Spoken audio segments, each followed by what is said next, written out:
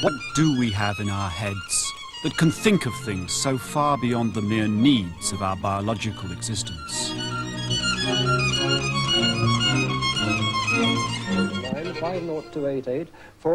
Is it a machine that works like a man-made computer?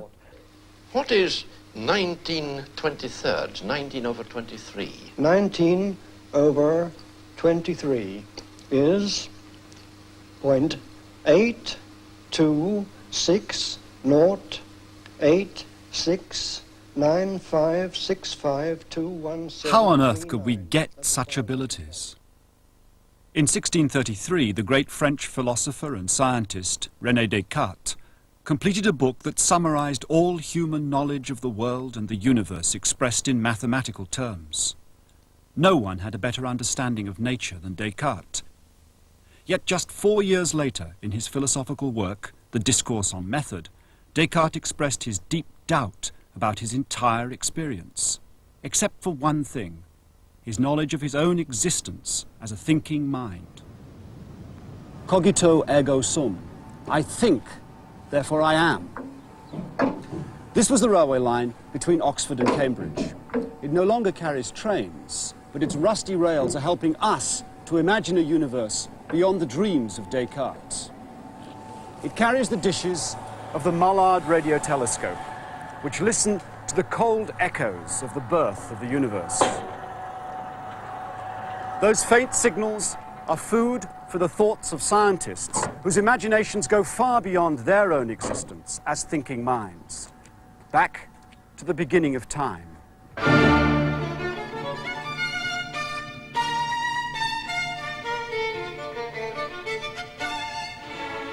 There are two possible sorts of model. One is a universe which is boundless, in the sense you'll never find an edge, but which is nevertheless finite. Another model is of a universe which is truly infinite.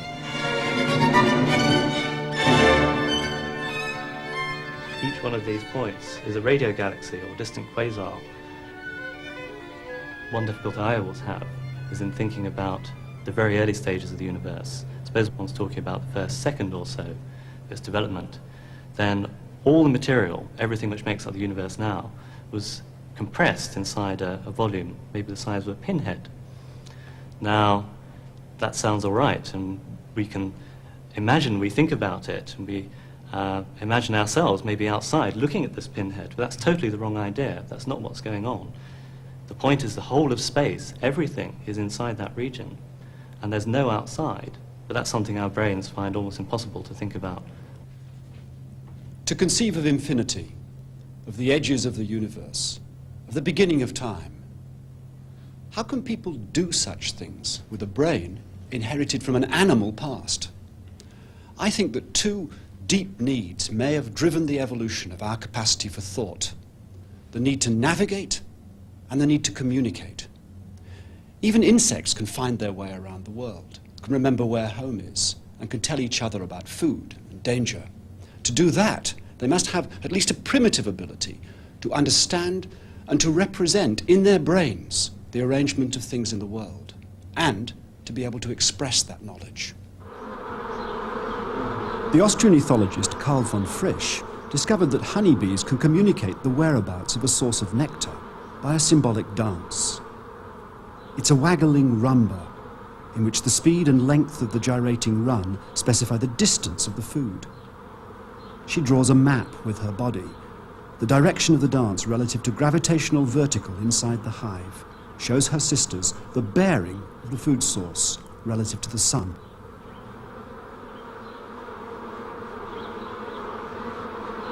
So even a bee must make a kind of map of the world inside its tiny brain, and use that map to guide its own actions and to communicate important information. I used to live in Cambridge, and I'm sure that I've made a representation of this part of England inside my brain, a representation that I can now use to find my way to the city. Perhaps the capacity to think grew out of the ability of animals to find their way around in the world. Navigation may be the key to the evolution of thought. It's early evening off the coast of Scotland. A Polaris submarine carrying nuclear missiles leaves leaves on patrol.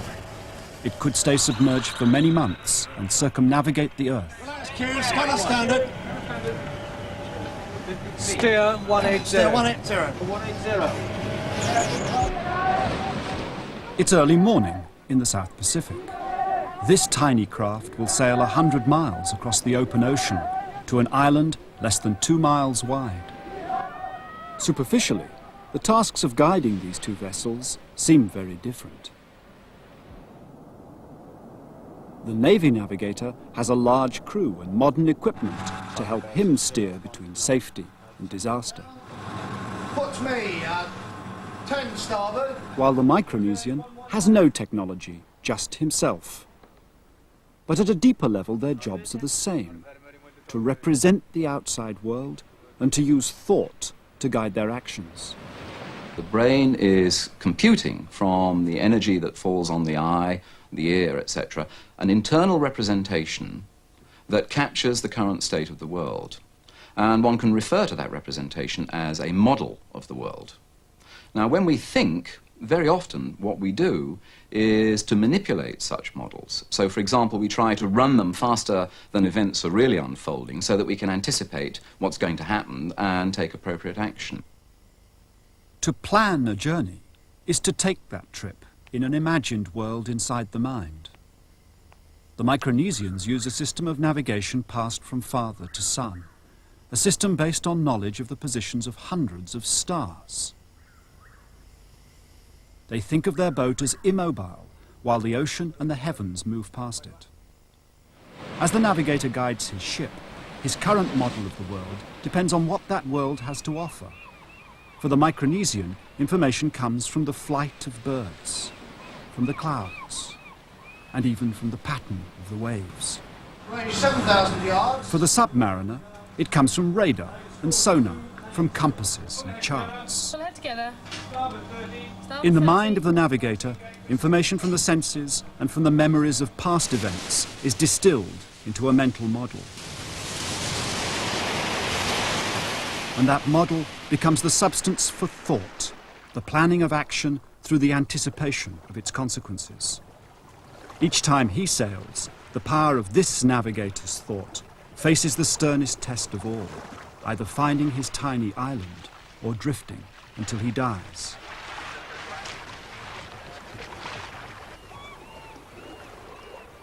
When we think, we're using the machinery of our brains, machinery that can capture the present and conceive of the future. If thinking is the process of using information to make decisions, then the frontal lobe is crucial for thinking. Without that, without the frontal lobes, we are at the mercy of our environment. We respond to events without reflection. We are unable to plan for our futures. It is this capacity, the ability to plan for the future, that distinguishes us from all other species. Surely our ability to imagine the future must have evolved from humbler origins. Rhesus monkeys have quite well-developed frontal lobes. The idea is to find out whether the monkey can remember where the food is, even when the whole scene is hidden from view. Is out of sight, out of mind?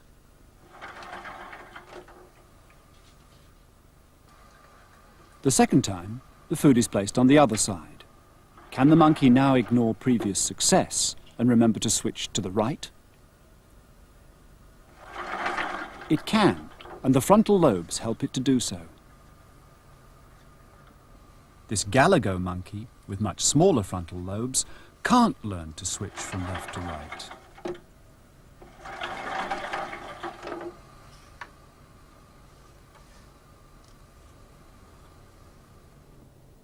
The frontal lobes, the most recent development in the evolution of the brain, are slow to mature in babies. Want to do it again? Here you At go. 7 months, Yeah. this little girl's Put it over brain there. is still growing. On the opposite side. It will be years before her frontal lobes are functioning fully. See your trumpet?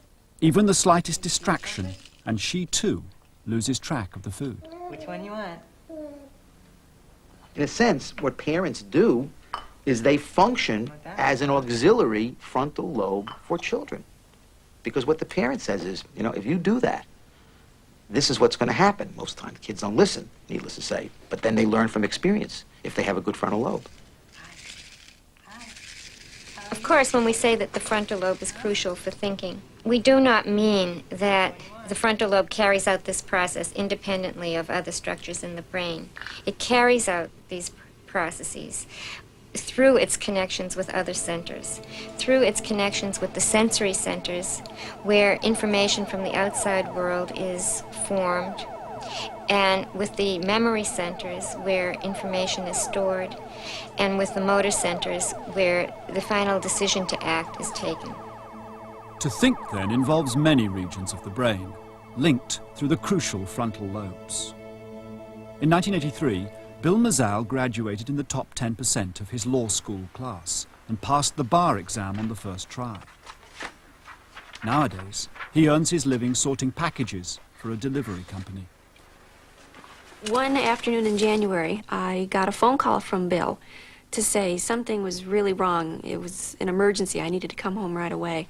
So I went racing home, and I asked him what had happened, and he told me that he had just been sitting on the couch watching TV when he got this blinding pain in his head and felt very sick and could barely make it to the bedroom to collapse.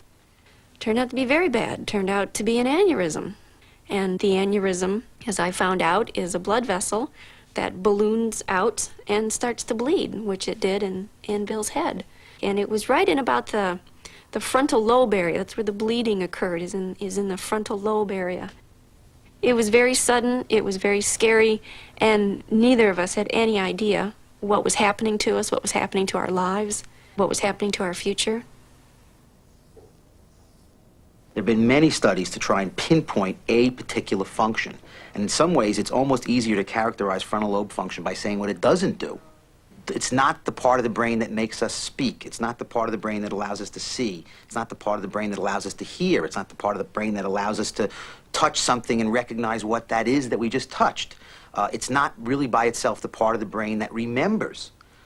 It doesn't seem to be involved in any particularly discrete perceptual, sensory, or so-called motor function. But in spite of that, it seems to have a very critical role in how we use the kind of information that other parts of our brain are dedicated to determining. The critical but subtle role of the frontal lobe was little understood in the 1930s. Indeed, well-intentioned surgeons suggested that deliberate damage to the frontal lobes might actually benefit the mentally ill. Egaz Moniz performed the first human prefrontal lobotomies back in around 1937. He called them leucotomies, but it was basically the same procedure of surgically cutting parts of the frontal lobe. And he reported that this had a dramatic impact on patients who were chronically very psychotic, and that he thought this might be a very important treatment for mental illness. The surgical procedure destroyed a huge region of the brain. Yet at first, nothing but benefit was claimed. By 1950, 20,000 people had undergone the surgery. The criteria for who would get a lobotomy got less and less extreme.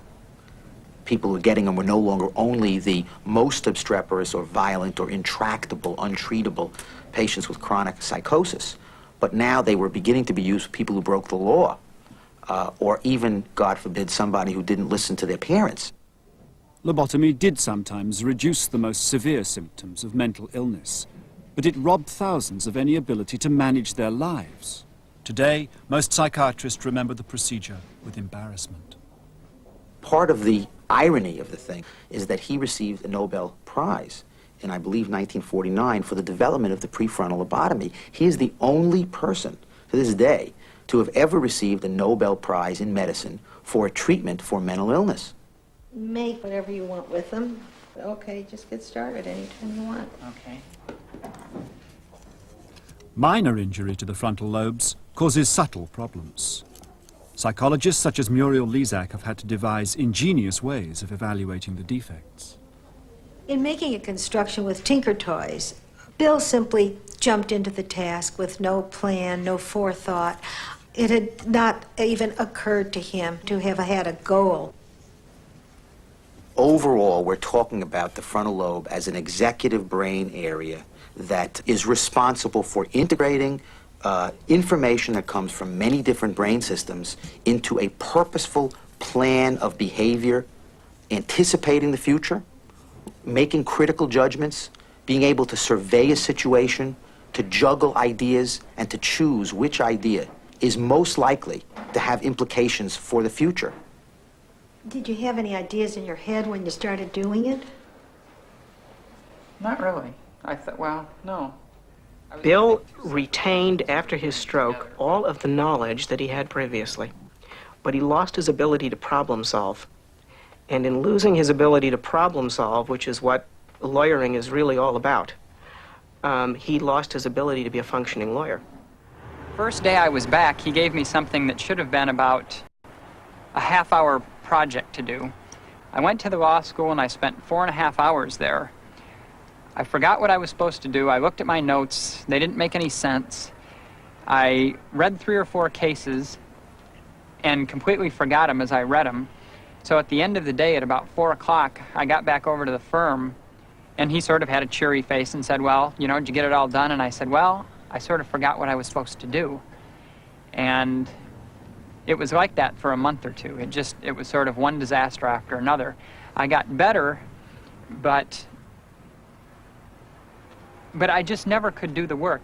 He lost his ability to apply his knowledge. And in losing his ability to apply it, he really lost his profession. And that, of course, was tragic to watch. And, you know, there's nothing more disappointing than finding somebody as bright as he is, working with him for a couple of years, and then, you know, seeing overnight those skills just gone. You know, it really cuts deep when you see that. I don't look very far ahead anymore because I'm not sure what the future will hold. Everybody asks me this question, it seems like, and it's difficult for me to say, oh yeah, I want to do this or I want to do that, because in so many ways, I'm not the person I was. It's amazing to think what he's doing now compared to what his talent and his skills, to think how far they could have taken him if this hadn't happened. I almost don't even like to think about it. Who's on offense? We are! And who's on defense? He is! Chess seems designed for the frontal lobes because it demands strategy and planning. Bishop to c4. Bruce Pandolfini is a chess master. Bishops before knights or knights before bishops. Today, he will play without seeing the board against the entire chess club of the Roberto Clemente Middle School in New York's South Bronx. Chess gives children many attributes. It improves their memory, their concentration skills. It gives them discipline. It makes them more logical, having to arrange their ideas in logical sequence. They learn to look for analogies and spot patterns. Queen to e2. Oh yeah, that's good. Queen to e2? It develops your thinking so that it's tuned to think of what might happen later or what might happen in the end, and you can you'll think of what you do something what'll happen. It'll keep you from doing certain things by thinking about them instead of doing them immediately. Knight takes f3 check. Well, last year math was very hard for me. I had 65 the first marking period. Well, I started getting into more chess. Then in the second marking period, I got like a 75. Then I got up to 80, and finally I got up to an 85. I got really good.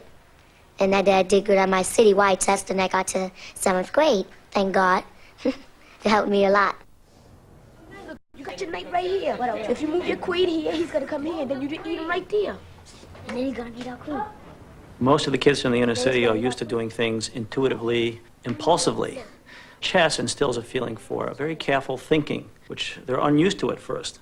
And when you bring the both of them together, the intuitive and the analytic processes, you redress the balance and you get a full person. Pandolfini is helping with a project that teaches chess to children in inner city schools. He thinks that this game may help them to concentrate and plan. I always lived in kind of rough neighborhood, I still do. So it's kind of hard for me to concentrate because they're always yelling outside. So my concentration is much better than I'm used to because I have to really concentrate on the game. Pawn takes. Before I played chess, I had no self-control. I just talked and talked and talked. Little after little, I talked less because every time I talked, I lost. And finally, I started beating some opponents. The only words I really say is, hello, my name is Bienvenida Blanca. Then I say, check, checkmate, and thank you for the game. That's the only words I really say. And one's lunch. Checkmate, you get it? Checkmate. I see it, I'm telling you. It's our move, right? Yes. We have to block it. So I'm telling you, do this. I'm telling you. I'm telling you, you better do this. I'm telling you, better do this. So he can take this, I'm telling you, and you could block it right here. And now he's gonna go right here. Checkmate. Mate. Mate. You lost, drop it. Drop it, go right up like that. Thank you for the game. I presume you looked at that position, and why didn't you take my bishop? Did you have a reason for not taking it, or did you simply assume that I must be correct? Don't assume I have some point. If you had done that, either of two good things would have happened. Either you would have been correct, and you would have won the game, or you would have been wrong, and you would have learned something. The mathematician John von Neumann called chess a game of perfect information, in which the best strategy could be expressed as a complete set of rules for what to do in any situation. Alan Turing, who studied here at King's College in the 1930s and who was appointed a fellow at the age of only 22, was fascinated with the possibility of making machines that could imitate human intelligence. He thought that chess would be a good test of the power of such a machine. In 1937, only 3 years after graduating, he proposed the fundamental design of a universal computer, 10 years before von Neumann's team in Philadelphia constructed the first digital computer. I'm playing this game of chess against a computer. Although it's just a toy, it's a direct product of the immense intellectual achievement of Alan Turing. In Turing's lifetime, computers were little more than unreliable toys, but he predicted that one day they would match the intelligence of human beings. Benjamin Landy has been playing tournament chess with his fellow humans for 26 years with great success. Now he's pitting his 10 million nerve cells against the 40,000 microcircuits of a computer. In 1969, Turing's prediction seemed to have been confirmed. Last year, the computer, a fellow member of the American Chess Association, beat Mr. Landy. There was an outcry. American chess journals described Landy's defeat as a disgrace to the human race. Computers can do remarkable things, but usually in ways that are very different from human creativity. Then, can we learn anything about human thought from conventional intelligence tests? When people devised intelligence tests originally, in essence what they were concerned with was being able to predict academic achievement. Now, it turns out that you can develop such tests without having any profound understanding of what intelligence really is, because all you've got to do is, by hook or by crook, discover some test items that turn out to have exactly that predictive power. But what are the actual mental processes that are required if you're going to come up with the right answer? It's safe to say that IQ tests measure something that we call intelligence. It doesn't necessarily measure the kinds of functions that are involved in the frontal lobe.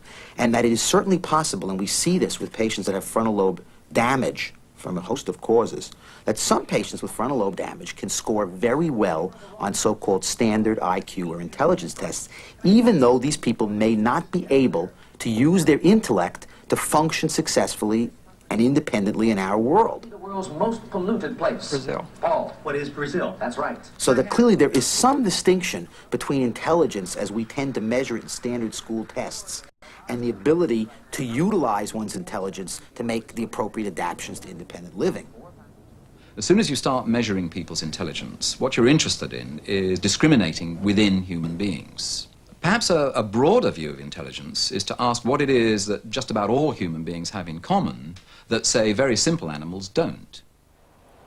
Chess, with the planning it involves, really does test some of those distinctively human ways of thinking, common to us all. The chess master is in some ways an example of the way that we think in general. And what's come to light in the studies of chess playing is the very close link between cognition and perception. That is, when the chess master looks at a complicated position, he sees the potentialities in it. He recognizes patterns, and he assembles those patterns into a meaningful whole. And this characteristic of chess has not yet been really duplicated in programs that play chess, but it's part of what's specifically human about the way we think.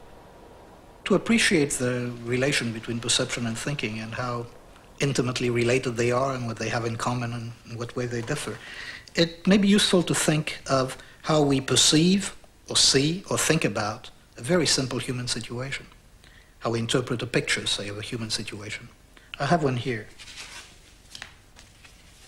Now, as you look at this picture, you're seeing a man and a woman, that's clear. You're seeing much more than that. You're seeing something about their relationship. You're seeing something about what has just happened. And you're also seeing something about the future. There are tendencies, there are propensities to further action. You may have locked onto one, in which case you could be surprised when I show the sequel. Or you may hold several in mind, several possible interpretations. You may see tenderness, but you may also see sadness, or you might see anger. Now, the actual sequel is this. So what we have seen was just the beginning of a kiss. And now, have a look at the first picture again. And when you see the first picture again, the propensities, the tendencies are very, very much clearer. It is now unambiguous what is going to be happening next. And it seems to be part of our perception of this picture that it is leading to the next. What we see in this example is something about both perception and thinking. That is, we see how much thinking there is in perception, in seeing a very simple scene. How much interpretation, how much meaning, how much knowledge of the world and of human interaction there is in our choice of possibilities. And another thing that we see is that our perception of the present is imbued, is just filled with predictions of the future.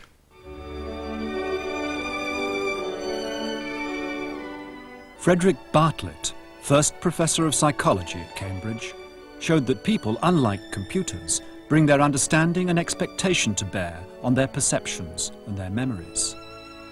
In the 1930s, he asked people to copy from memory a picture that he had shown them. Then he took their drawings and showed them to others, who also copied them from memory.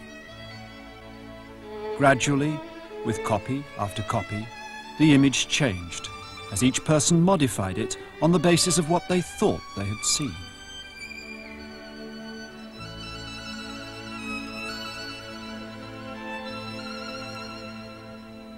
Bartlett helped to set up the Applied Psychology Unit in Cambridge, whose first director was his student, Kenneth Craik.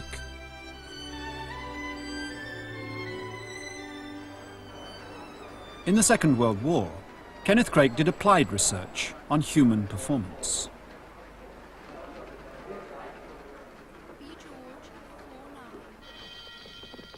Craik became fascinated with the design of predictive machinery, such as anti-aircraft guns.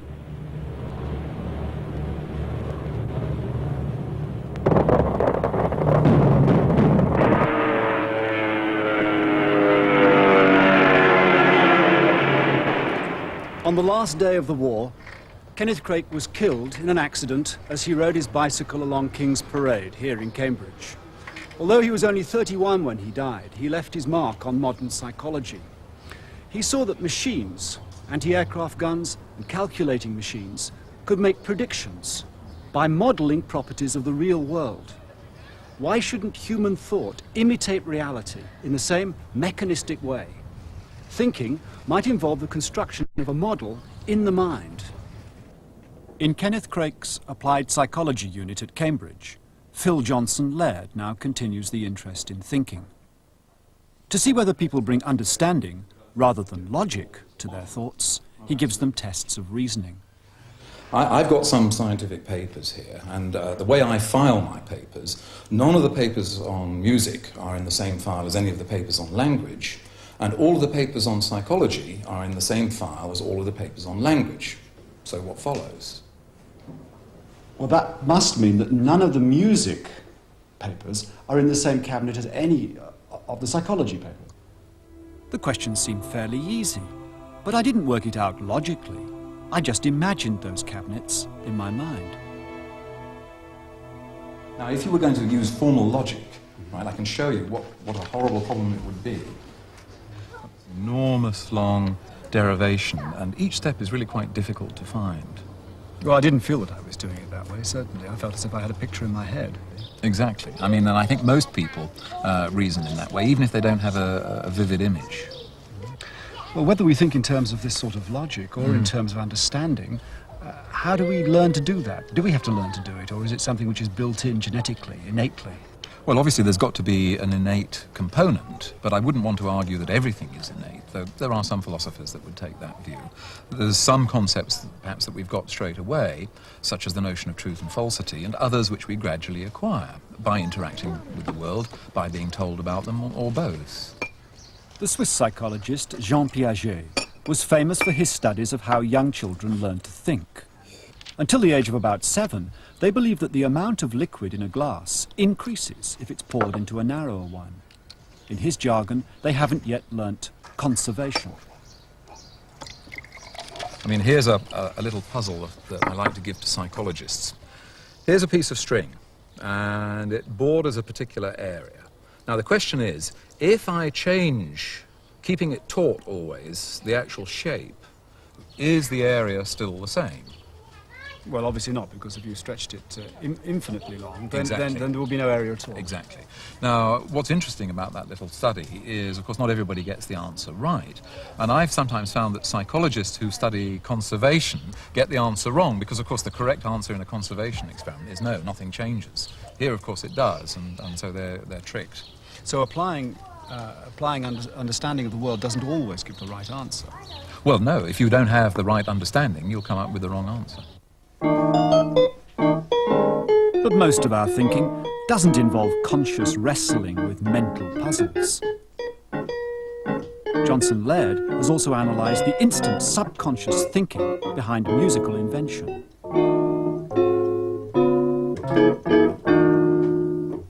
When you're improvising, the process that produces the music is almost entirely unconscious. You're aware of what you're doing, but you're not consciously thinking about it. Is there a model? Well, there's a model, if you like, in your long-term memory that tells you about the chord sequence. You've got to know, in this sort of music, in jazz typically, a particular chord sequence. And so that's, if you like, a model of the piece. And the other half of the process is this spontaneous, rapid, automatic production of notes. I've written a computer program here which tries to model the sort of processes that I think go on when musicians improvise. I've deliberately avoided the problems of rhythm, simply having a sort of steady plonk, plonk, plonk. Let's hear it. Okay, so what I'm going to do is to feed in a chord sequence. I'll just give it a very simple chord sequence. C dominant 7th, followed by, say, F major 7th. And run it, and we'll see the sorts of numbers that come up.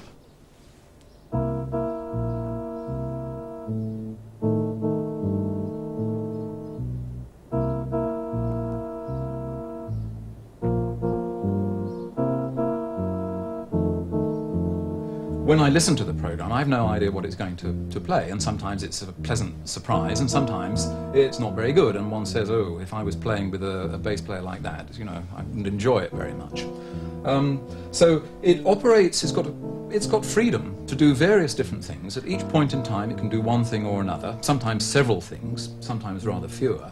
And the constraints are indeed its knowledge of what makes a pleasing melody and harmony. This sort of spontaneous production, of creative production of music or anything else, doesn't then necessarily correlate in skill with intellectual thought, with intelligent thought.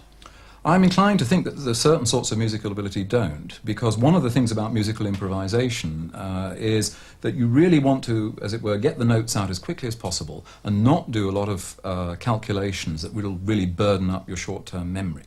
So it's just that sort of memory that you do have to use if you're, you know, trying to draw an inference from something.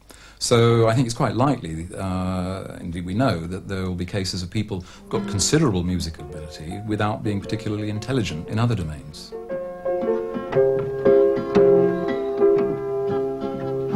Noel Patterson lives in a community of profoundly autistic adults in Somerset. He has a single gift for music. This talent is remarkable because it's so far out of step with all his other talents, with all his other living skills, with all his other social abilities. If you ask him, what tune would you like to play, that's a far too hard question because it means you have to be able to conceptualize a list of tunes, what that list of tunes actually means in terms of performing them, and select one. And that's very much a sort of cognitive process which he's unable to perform.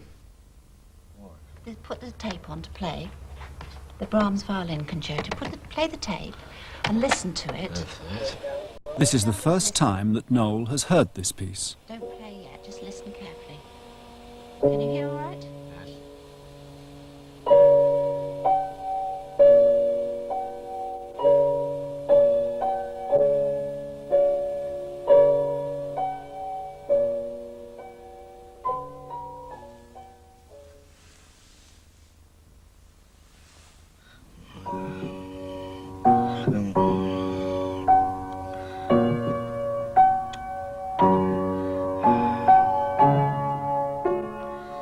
My impression that it is fundamentally a memory and recall ability in the musical field. He can almost instantly memorize a tune, having heard it on a tape or record, and he can go to an instrument and play it back. In Noel's case, it's very much a mechanical replay of what he's heard. If you're rehearsing with a band, many times the guy up front will say, play it with feeling. Noel can't play it with feeling. Noel can only play it with fact, the fact that he heard. He can't put his own mood into the way he's playing because his mood is fairly flat and stable and doesn't intrude.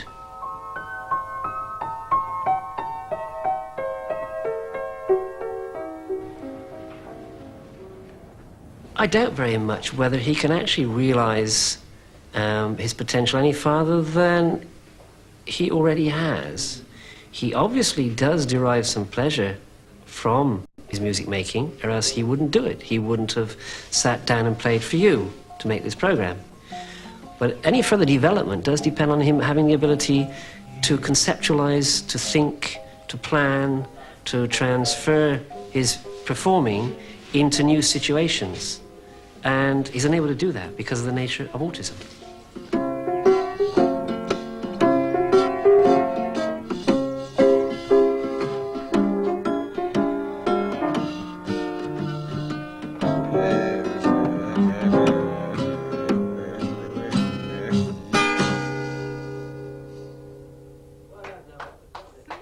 At the highest level, music is both fact and feeling. An abstract model in the mind of the performer, built from a pattern of dots on paper and transformed into an exercise in the moving of emotion. One thing that goes to the heart of human beings, I think, is the importance of an emotional life.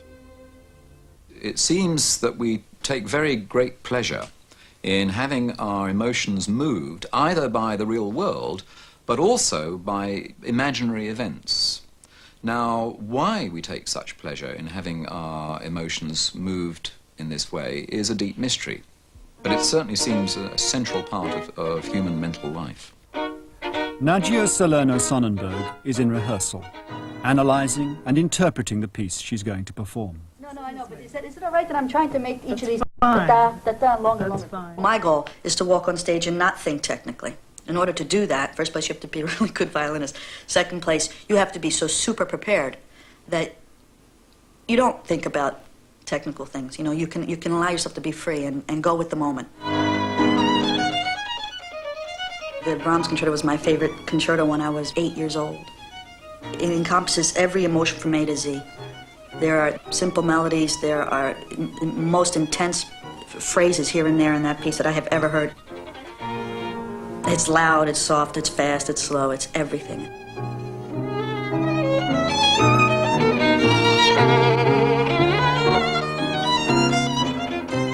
It's so beautiful it's almost religious. I feel when I play it, and when I hear it, especially when it's played well, I feel almost like I'm drowning. 1, 2, 3, 1, 2, 3, 1, 2. Right? That was it. But I was not doing that before? No, it was... Well, I was emoting. Oh, excuse me. I've learned the notes long ago, you know, and I've analyzed, you know, what I want to do. So to play through it with accompaniment is extremely helpful to me. Just an experiment. In a gradual accelerando, and I'm going to fit all this doodle stuff into it, okay? An audience will watch you walk on stage and hear you play, and there goes the legs moving around, and there goes your face, and all this stuff's going on, and this great music is coming on, and it's very intense. And behind that, for months and months and months, is an analyzing of the piece, which is intense, and will never end, because you always feel differently about the piece. So you reanalyze it, and by that I mean you have a structural analysis.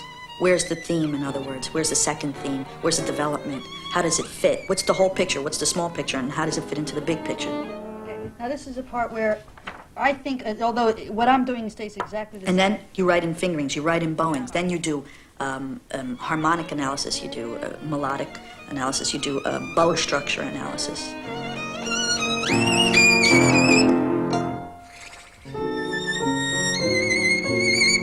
To make that A very special, something's wrong with the opening. You constantly, even after you've performed it 100 times, you constantly have to work on intonation. To transform the notes of a piece of music into a personal interpretation needs more than talent and emotion. It's an act of thought that draws on memory, perception, practice, planning. It's the perfection of a mental model, of something that has nothing to do with the physical world.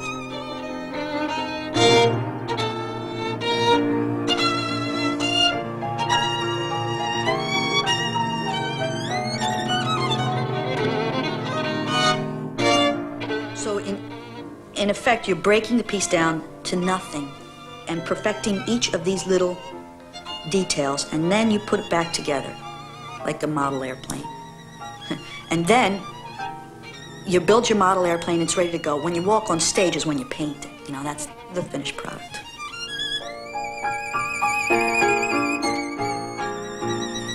But music is only one of the ways humans can communicate their invented models to other people. It's arguable that most animals, insofar as they have thoughts, are having thoughts that are fairly directly about the nature of the real world. We have exactly the same sorts of mechanisms of thinking, and of course they enable us to cope with the different predicaments that we get into. But in addition, we can imagine hypothetical states of affairs, and we can think about them. Hence, we love to tell each other stories. The imagined world of stories helped Joseph Kovacs, who as a 15-year-old Hungarian schoolboy was imprisoned in the Soviet Gulag. My initial experiences were very stark. I didn't know the language. I lost my family. I was in a completely new environment, if rather frightening environment. And I spent 9 years in that world. I remember the length of each day. It dragged on endlessly. It felt like an eternity, a single day. But when I look at the months, the years, they're empty.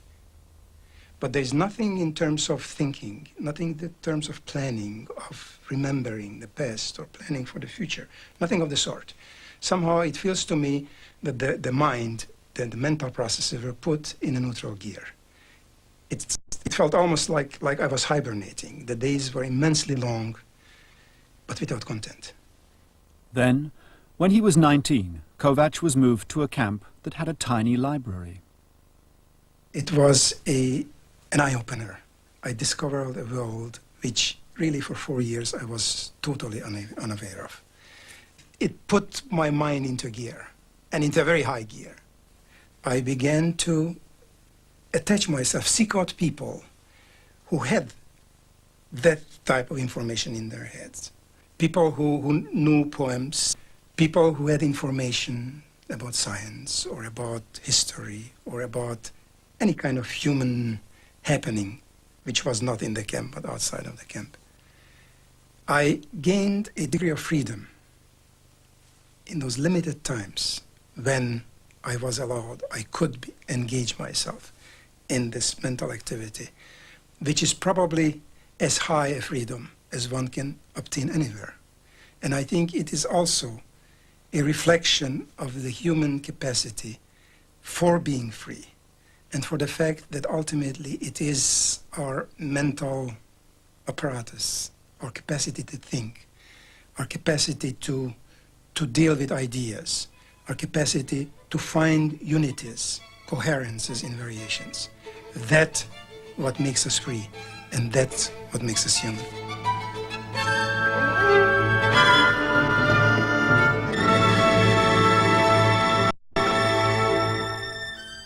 If we ask ourselves, what are the supreme achievements of human thought, we may say mathematics, science, or art. We might, for instance, admire the exceptional mind of the man who designed this bridge on mathematical principles in the 18th century. His mental model was converted into this physical model, which was then made into the bridge. But the abilities we all have are the real core of human thought. The ability to understand the world, to reason, and to communicate. Without those skills, we should be puppets of our own reflexes, slaves to the immediate demands of the world. For René Descartes, to think was to exist. But the real value of human thought is that it gives us the power to plan for the future. I think, therefore I shall be. The performance of life always lies in front of us.